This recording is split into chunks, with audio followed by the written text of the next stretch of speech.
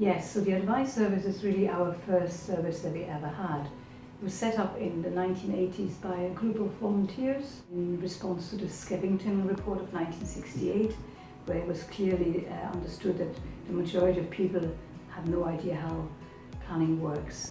My name is David Wood. I'm a chartered planner, which means I'm a member of the Royal Town Planning Institute, so I'm a qualified planner and I'm working at PAS. The advice service, like all PAS services, is a volunteer-led service with support and backup from staff. And essentially, the volunteers are using their professional skills and knowledge to help people with planning. How it works is we receive hundreds of inquiries every year, and they're received either through an inquiry form on our website or through an 0300 local call number. The PAS advice team, we then assess every inquiry that we receive for eligibility and relevance. And then from a volunteer perspective, we email out the details of the inquiries of all the people who are seeking advice from us a few times a week. And it's really up for the volunteers to come forward and think, that's one I could help. My name is Scott Vallance. I'm a PAS volunteer. I've been part of the volunteering service since 2014.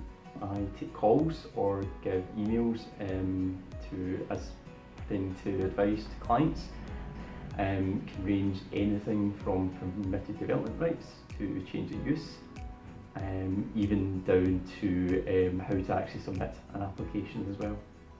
My name's Carolyn Wilson. I'm a PAS volunteer and I have been since the very early days of PAS. I started local authority and quite enjoyed meeting members of the public and giving them planning advice and helping them through the system, whether again that's to object or to something or to understand the system or to submit applications. It's quite a complicated system, there is a lot of jargon used. When I moved to the private sector and working for clients, I didn't really want to lose that side of things, so I really enjoy talking to members of the public and helping them engage with the planning system and breaking down its complexities so that they can get the benefit of what planning's there. So when I volunteer for the advice service, I get a great sense of pride. It gives me a good feeling of helping local communities, helping members of the public, and sharing that knowledge and trying to actually break down sometimes the confusing jargon that can be used within planning. Volunteering with the advice service gives me a great deal of satisfaction.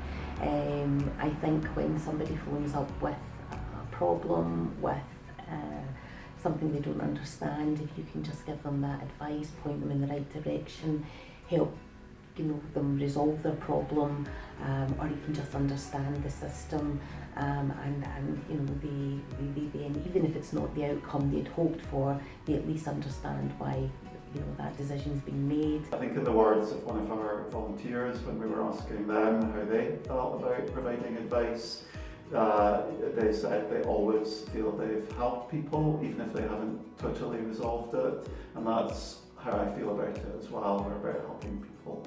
And we're proud to be a volunteer-led organisation. That means the ethos of the organisation is about volunteering.